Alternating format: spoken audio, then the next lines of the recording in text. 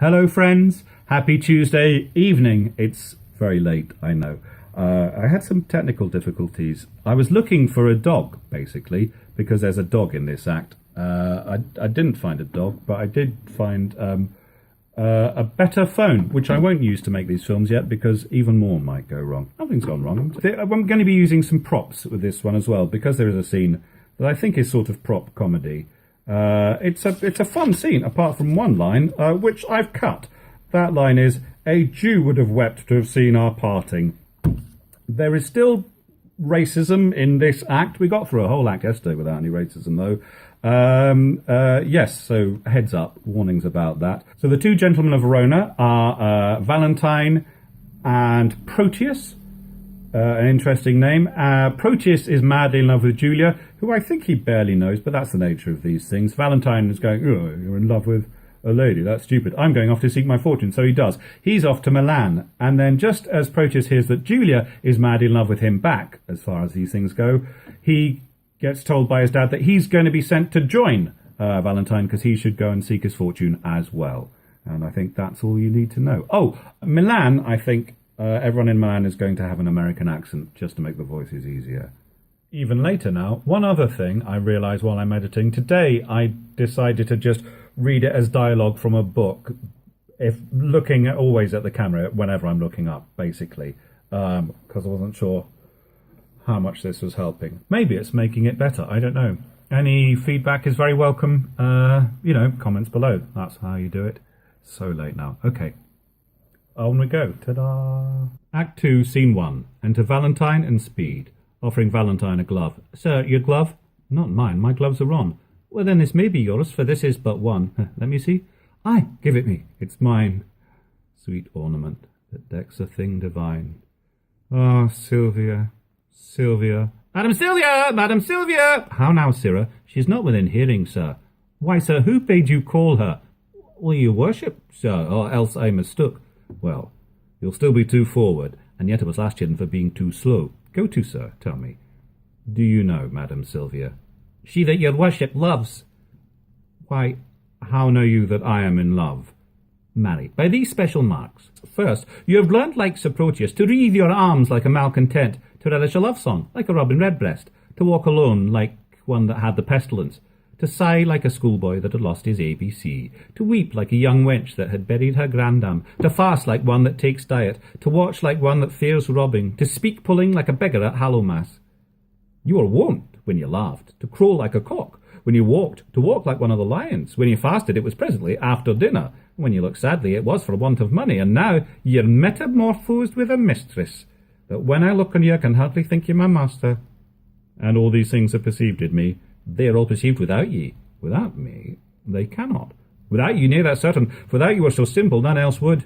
But you are so without these follies that these follies are within you, and shine through you like the water in an urinal, that not an eye that sees you but is a physician to comment on your malady. But tell me, dost thou know my lady Sylvia, she that you gaze on so as she sits at supper? Hast thou observed that? Even she, I mean. Why, sir, I know her not. Dost thou know her by my gazing on her, and yet knowest her not? Is she not hard-favoured, sir? Not so fair, boy, as well-favoured. Sir, I know that well enough. What dost thou know? That she is not so fair as you well-favoured. I mean that her beauty is exquisite, but her favour infinite. Well, that's because the one is painted and the other out of all count. How painted and how out of all count? Marry, sir, so painted to make her fair that no man counts of her beauty. How esteemest thou me? I account of her beauty. Ye never saw her since she was deformed. How long hath she been deformed? Ever since you loved her. Well, I have loved her ever since I saw her, and still I see her beautiful. If you love her, you cannot see. Why? Because love is blind. Oh, that you had mine eyes, or your own eyes had the lights they were wont to have when you chid at Sir Proteus for going ungartered. What should I see then? Your own present folly and her passing deformity. For he, being in love, could not see to garter his hose, and you, being in love, cannot see to put on your hose. Belike, boy, then you are in love, for last morning you could not see to wipe my shoes. True, sir, I was in love with my bed. I thank you swinge me for my love, which makes me the bolder to chide you for yours. In conclusion, I stand affected to her. With you were set, so your affection would cease. Last night, she enjoined me to write some lines to one she loves. And have you? I have. Are they not lamely writ? No, boy, but as well as I can do them. Oh, peace, here she comes. Enter Sylvia. Oh, excellent motion, oh, exceeding puppet. Now will he interpret it to her. Madam Mistress, 1,000 good morrows. Oh, give ye good e'en, there's a million of manners. Sir Valentine and servant, to you 2,000. He should give her interest, but she gives it him. As you enjoined me, I have writ your letter unto the secret nameless friend of yours, which I was much unwilling to proceed in, but for my duty to your ladyship. He gives her a letter. I thank you, gentle servant. 'Tis very clerkly done. Now trust me, madam, it comes hardly off, for, being ignorant to whom it goes, I've writ at random, very doubtfully. Perchance you think too much of so much pains? No, madam, so stead you, I will write, please you command, 1,000 times as much. And yet... A pretty period. Well, I guess the sequel. And yet I will not name it. And yet I care not. And yet take this again. She offers him the letter. And yet I thank thee, meaning henceforth to trouble you no more. And yet you will, and yet another yet. What means your ladyship? Do you not like it? Yes, yes. The lines are very quaintly writ, but since unwillingly, take them again. She presses the letter upon him. Nay, take them.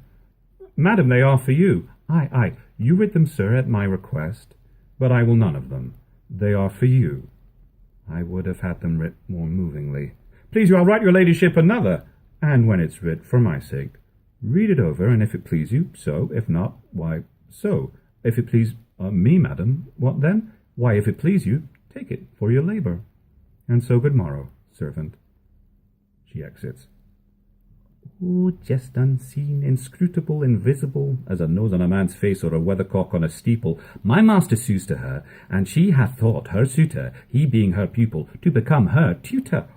Oh, excellent device! Was there ever heard the better, that my master being scribe to himself should write the letter? Why, how now, sir, what are you reasoning with yourself? Nay, I was rhyming. 'Tis you that have the reason. To do what? To be a spokesman for Madam Sylvia. To whom? To yourself. Why, she woos you by a figure. What figure? By a letter, I should say. Why, she hath not writ to me. What need she, when she hath made you write to yourself? Why, do you not perceive the jest? No, believe me, not believing you indeed, sir. But did you perceive her earnest? She gave me none except an angry word. Why, she hath given you a letter. That's the letter I writ to her friend. And that letter hath she delivered. And there an end. I would it were no worse. I'll warrant you 'tis as well, for often have you writ to her, and she in modesty, or else for want of idle time, could not again reply, for fearing else some messenger that might her mind discover, herself have taught her love himself to write unto her lover. And this I speak in print, for in print I found it. Why muse you, sir? 'Tis dinner time. I have dined. Ay, but hearken, sir, though the chameleon love can feed on the air, I'm one that am nourished by my victuals, and would fain have meal. Oh, be not like your mistress, be moved, be moved! Exeunt. Scene 2. Enter Proteus and Julia. Have patience, gentle Julia. I must where there is no remedy. When possibly I can, I will return. If you turn not, you will return the sooner. She gives him a ring. Keep this remembrance, for thy Julia's sake. Why then, we'll make exchange here. Take you this. He gives her a ring. And seal the bargain with a holy kiss. They kiss. Here is my hand for my true constancy. And when that hour slips me in the day wherein I sigh not Julia for thy sake, the next ensuing hour some foul mischance torment me for my love's forgetfulness. My father stays my coming. Answer not, the tide is now. Julia weeps. Nay, not thy tide of tears. That tide will stay me longer than I should. Julia, farewell. Exit Julia. What, gone without a word? Ay, so true love should do. It cannot speak, for truth hath better deeds than words to grace it. Enter Panthino. Sir Proteus, you are stayed for. Go, I come. Alas, this parting strikes poor lovers dumb. Exeunt. Scene 3. Enter Lance with his dog. Ah! Ah! Ah! Nay, 'twill be this hour I have done weeping. All the kind of the lances of this very fault. I've received my proportion like the prodigious sun, and am going with Sir Proteus to the Imperial's court. I think Crab, my dog, be the sourest natured dog that lives. My mother weeping, my father wailing, my sister crying, our maid howling, our cat wringing her hands, and all our house in a great perplexity, yet did not this cruel-hearted curse shed one tear. He's a stone, a very pebble stone, and has no more pity in him than a dog. Why, my grandam, having no eyes, look, you wept herself blind at my passing. Well, now I'll show you the manner of it. Right, this shoe is my father. No, this left shoe is my father. No, this left shoe is my mother. No, that cannot be so. No, yes, it is. It is so. It hath the worst of soul. This shoe with a hole in it is my mother. And this my father. Oh, a Vincent on it. There it is. Now, sir.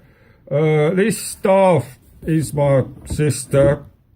Well, look, you, she's as white as a lily and as small as a wand. This hat is Nan, our maid.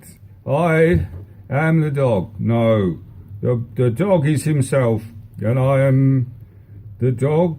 Oh, the dog is me. I am myself. Aye, so. Now, come I to my father. Father, your blessing. Now should not the shoe speak a word for weeping. But now should I kiss my father. Well, he weeps on. And now I come to my mother. Oh, that she could speak now like a moved woman. Well, I kiss her. Oh, well, here's my mother's breath up and down. Now I come to my sister. Mark the moan she makes. Now the dog, all this while, sheds not a tear nor speaks a word. But see how I lay the dust with my tears. Enter Panthino. Lance, away, aboard! Thy master is shipped, and thou art to post without oars. What's the matter? Why weeps thou, man? Away, ass! You'll lose the tide if you tarry any longer. It's no matter if the tide were lost, for it is the unkindest tide that ever man tied. What's the unkindest tide? Why, it is tide here! Crab, my dog! Man, I mean, you'll lose the flood, and in losing the flood, lose thy voyage, and in losing thy voyage, lose thy master, and in losing thy master, lose thy service, and in losing thy service... Lance puts his hand over Panthino's mouth. Why dost thou stop my mouth? For fear thou shouldst lose thy tongue. Where shall I lose my tongue? In thy tail. In thy tail? Lose the tide, and the voyage, and the master, and the service, and the tide. Why, man, if the river were dry, I'm able to fill it with my tears. If the wind were down, I could drive the boat with my sighs. Come away, man. I was sent to call thee. Sir, call me what thou darest. Wilt thou go? Well, I will go. Excellent. Not doing that again. I was going to use the word. It's getting dark. Scene 4. Enter Valentine, Silvio, Thurio, and Speed.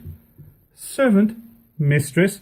Master, Sir Thurio frowns on you. Aye, boy, it's for love. Not of you, not of my mistress, then. Could you knocked him? Servant, you are sad. Indeed, madam, I seem so. This is Thurio. Seem you that you are not? Haply I do. So do counterfeits. So do you. What seem I that I am not? Wise. What instance of the contrary? Your folly. And how quote you my folly?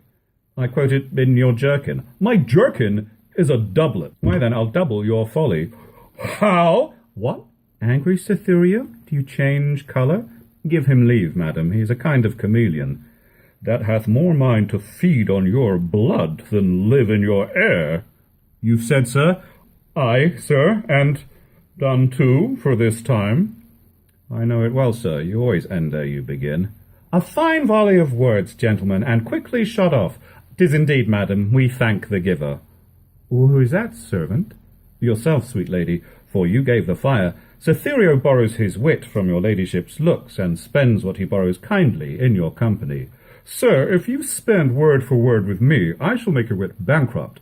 I know it well, sir. You have an exchequer of words, and I think nor the treasure to give your followers, for it appears by their bare liveries that they live by your bare words. No more, gentlemen, no more. Ah, here comes my father.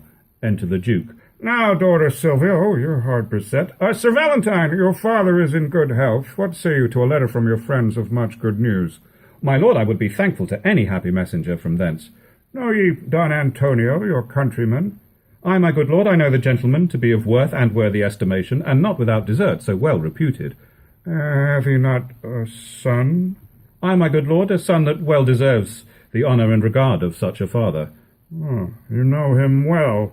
I know him as myself, for from our infancy we have conversed and spent our hours together, and though myself have been an idle truant, omitting the sweet benefit of time to clothe mine age with angel-like perfection, yet hath Sir Proteus, for that's his name, made use and fair advantage of his days, his years but young, but his experience old, his head unmellowed, but his judgment ripe, and in a word, for far behind his worth comes all the praises that I now bestow, he is complete in feature and in mind, with all the good grace to grace a gentleman. Oh, beshrew me, but if he make this good, he's as worthy for an empress' love as meet to be an emperor's counsellor. Well, sir, this gentleman is come to me with commendation from great potentates, and here he means to spend his time a while. I think 'tis no unwelcome news to you. Should I have wished a thing, it had been he. Well, welcome him, then, according to his worth. Sylvia, I speak to you, and you, Cytherio. For Valentine, I need not cite him to it. I'll send him thither to you presently. Exits. This is the gentleman I told your ladyship had come along with me, but that his mistress did hold his eyes locked in her crystal looks. Oh, belike the now she hath enfranchised them upon some other pawn for fealty. Nay, sure, I think she holds them prisoners still. Well, nay, then, he should be blind, and, being blind, how could he see his way to seek out you? Why, lady, love hath 20 pair of eyes. They say that love hath not an eye at all. To see such lovers, Thurio, as yourself, upon a homely object, love can wink. Have done, have done. Here comes the gentleman. Enter Proteus. Welcome, dear Proteus! Mistress, I beseech you, confirm his welcome with some special favour. His worth is warrant for his welcome hither, if this be he you have oft wished to hear from. Mistress, it is. Sweet lady, entertain him to be my fellow servant to your ladyship. Too low a mistress for so high a servant. Not so, sweet lady, says Proteus, but too mean a servant to have a look of such a worthy mistress. Leave off discourse of disability. Sweet lady, entertain him for your servant. My duty I will boast of, nothing else. And duty never yet did want his meed. Servant, you're welcome to a worthless mistress. I'll die on him that says so but yourself. You are welcome. You are worthless. Enter a servant. Madam, my lord, your father would speak with you. I wait upon his pleasure. Exit the servant. Come, Cytherio, go with me once more. A new servant, welcome. I'll leave you to confer of home affairs. When you have done, we look to hear from you. We'll both attend upon your ladyship. Exeunt Sylvia and Thurio. Now, tell me, how do all from whence you came? Are your friends well, and have them much commended? And how do yours? I left them all in health. How does your lady, and how thrives your love? My tales of love were wont to weary you. I know you join not in a love discourse. Ay, Proteus, but that life is altered now. I have done penance for contemning love, whose high imperious thoughts have punished me with bitter fast, with penitential groans, with mighty tears and daily heart-sore sighs. For in revenge of my contempts of love, love hath chased sleep from my enthralled eyes, and made them watchers of mine own heart's sorrow. Oh, gentle Proteus, love's a mighty lord, and hath so humbled me as I confess there is no woe to his correction, nor to his service no such joy on earth. Now, no discourse, except it be of love, nor can I break my fast, dine, sup, and sleep upon the very naked name of love. Well, enough! I read your fortune in your eye. And was this the idol that you worship so? Even she. And is she not a heavenly saint? No, but she is an earthly paragon. Call her divine. I will not flatter her. Oh, flatter me, for love delights in praises. When I was sick, you gave me bitter pills, and I must minister the like to you. Then speak the truth by her. If not divine, yet let her be a principality sovereign to all the creatures on the earth. Except my mistress. Sweet, accept not any, except thou wilt accept against my love. Have I not reason to prefer mine own? and I will help thee to prefer her too.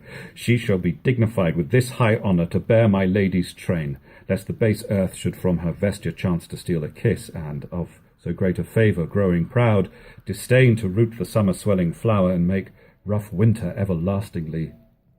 Valentine, what braggatism is this? Pardon me, Proteus. All I can is nothing to her whose worth makes other worthies nothing. She is alone. Well, then let her alone. Not for the world. Why, man, she is mine own. And I as rich in having such a jewel as 20 seas, if all the sand were pearl, the water nectar, and the rocks pure gold. Forgive me that I do not dream on thee, because thou seest me dote upon my love. My foolish rival, that her father likes only for his possessions are so huge, is gone with her along, and I must after, for love, thou knowest, is full of jealousy. But she loves you. Ay, and we are betrothed. Nay, more, our marriage hour, with all the cunning manner of our flight determined of, how I must climb her window, the ladder made of cords, and all the means plotted and agreed on for my happiness. Good Proteus, go with me to my chamber in those affairs to aid me with thy counsel. Or go on before, I shall enquire you forth. I must unto the road to disembark some necessaries that I needs must use, and then I'll presently attend you. Will you make haste? I will. Exit Valentine. Even as one heat another heat expels, or as one nail by strength drives out another, so the remembrance of my former love is, by a newer object, quite forgotten. Is it mine eye or Valentine's praise, her true perfection, or my false transgression that makes me reasonless to reason thus? She is fair, and so is Julia that I love, that I did love. For now my love is thawed, which like a waxen image against a fire bears no impression of the thing it was. Methinks my zeal to Valentine is cold, and that I love him not, as I was wont. Oh, but I love his lady too much, and that's the reason I love him so little. How shall I dote on her with more advice, that thus without advice begin to love her? 'Tis but her picture I have yet beheld, and that hath dazzled my reason's light, but when I look on her perfections, there's no reason but I shall be blind. If I can check my erring love, I will. If not, to compass her I'll use my skill. Scene 5. Enter Speed and Lance with his dog Crab. Who's over there? Lance, by mine honesty, welcome to Milan. No, forswear not thyself, sweet youth, for I am not welcome. I reckon this always, that a man is never undone till he be hanged, nor never welcome to a place till some certain shot be paid and the hostess say welcome. Well, come on, you madcap. I'll to the alehouse with you presently, where for one shot of 5 pence thou shalt have 5,000 welcomes. But, sirrah, how did thy master part with Madam Julia? Marry, after they closed in earnest, they parted very fairly in jest. But shall she marry him? No. How then, shall he marry her? No, neither. What, are they broken? No, they're both as whole as a fish. Where then, how stands the matter with them? Marry thus, well, it stands well with him, it stands well with her. What an assert thou, I understand thee not. What a block art thou, that thou canst not? My staff understands me. What thou sayest? Ay, and what I do too, look there. Oh, but lean, and my staff understands me. It stands under thee, indeed. Well, I stand under and understands all one. But tell me true, will it be a match?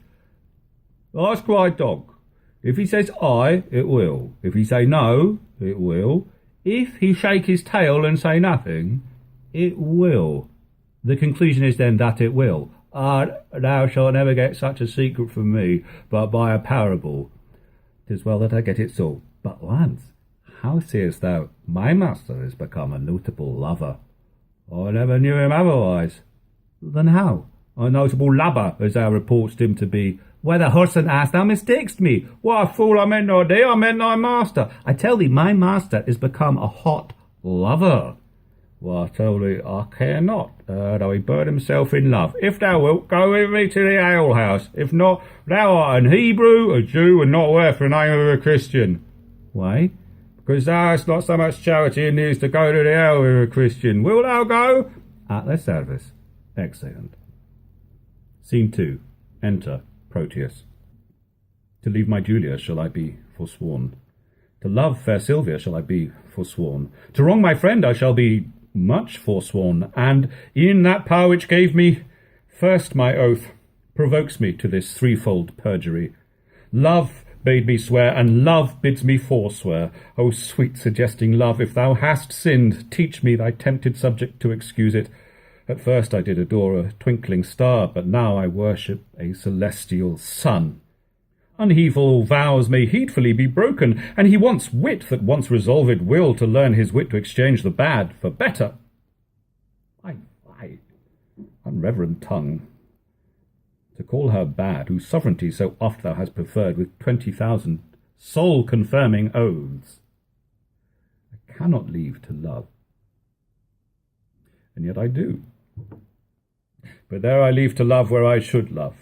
Julia I lose, and Valentine I lose. If I keep them, I needs must lose myself. If I lose them, thus find I by their loss. For Valentine, myself. For Julia, Silvia. I to myself am dearer than a friend, for love is still most precious in itself. And Silvia, witness heaven that made her fair, shows Julia but a swarthy Ethiop. I will forget that Julia is alive, remembering that my love to her is dead, and Valentine I'll hold an enemy, aiming at Silvia as a sweeter friend. I cannot now prove constant to myself without some treachery used to Valentine.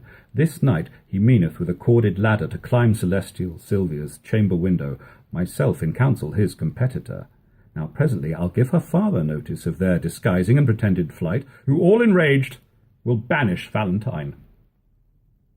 For Thurio he intends shall wed his daughter, but Valentine being gone, I'll quickly cross by some sly trick blunt Thurio's dull proceeding. Love, lend me wings to make my purpose swift, as thou hast lent me wit to plot this drift. Scene 7. Enter Julia and Lucetta. Counsel, Lucetta, gentle girl, assist me, and e'en in kind love I do conjure thee, who art the table wherein all my thoughts are visibly charactered and engraved, to lesson me, and tell me some good mean how with my honour I may undertake a journey to my loving Proteus. Alas, the way is wearisome and long. A true devoted pilgrim is not weary to measure kingdoms with his feeble steps. Much less shall she that hath love's wings to fly, and when the flight is made to one so dear, of such divine perfection as Sir Proteus.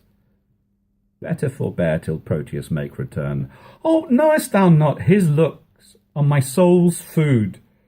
Pity the dearth that I have pined in by longing for that food so long a time. Didst thou but know the inly touch of love, thou wouldst as soon go kindle fire with snow as seek to quench the fire of love with words.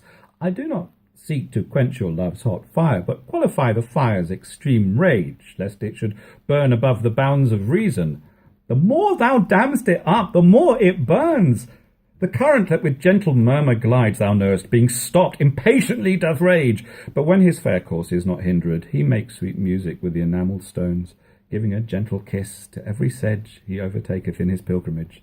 And so by many winding nooks he strays with willing sport to the wild ocean. Then let me go, and hinder not my course. I'll be as patient as a gentle stream, and make a pastime of each weary step, till the last step have brought me to my love. And there I'll rest as after much turmoil a blessed soul doth in Elysium. But in what habit will you go along? Not like a woman, for I would prevent the loose encounters of lascivious men. Gentle Lucetta, fit me with such weeds as may beseem some well-reputed page. Why, then your ladyship must cut your hair. No, girl, I'll knit it up in silken strings with 20-odd conceited true love knots. To be fantastic may become a youth of greater time than I shall show to be. What fashion, madam, shall I make your breeches? That fits as well as... Tell me, good my lord, what compass will you wear your farthingale? Why, in what fashion thou best likes, Lucetta? You must needs have them with a codpiece, madam. Out, Lucetta! That will be ill-favoured. A round hose, madam, now's not worth a pin unless you have a codpiece to stick pins in. Lucetta, as thou lovest me, let me have what thou thinkst meet and is most mannerly. But tell me, wench, how will the world repute me for undertaking so unstayed a journey? I fear me it will make me scandalized. If you think so, then stay at home and go not. Nay, that I will not. Then never dream on infamy, but go. If Proteus like your journey when you come, no matter who's displeased when you are gone. I fear me he will scarce be pleased withal. This is the least, Lucetta, of my fear. 1,000 oaths, an ocean of his tears, and instances of infinite of love warrant me welcome to my Proteus. All these are servants to deceitful men, base men, that use them so to base effect, but truer stars did govern Proteus' birth. His words are bonds, his oaths are oracles, his love sincere, his thoughts immaculate, his tears pure messengers sent from his heart as far from fraud as heaven from earth. Pray heaven he prove so when you come to him. Now, as thou lovest me, do him not that wrong to bear a hard opinion of his truth. Only deserve my love by loving him. And presently go with me to my chamber to take a note of what I stand in need of, to furnish me upon my longing journey. All that is mine I leave at thy dispose, my goods, my lands, my reputation. Only in lieu thereof dispatch me hence. Come, answer not, but do it presently. I am impatient of my tarriance. Excellent. And that is the end of Act 2. Act 1 is there. Act 3, when it goes up, will be there. Sorry about all the racism. Thank you so much for watching. Thank you for everyone who's contributed and liked and subscribed and left something in the tip jar. I hope you're all doing tremendously. Bye-bye.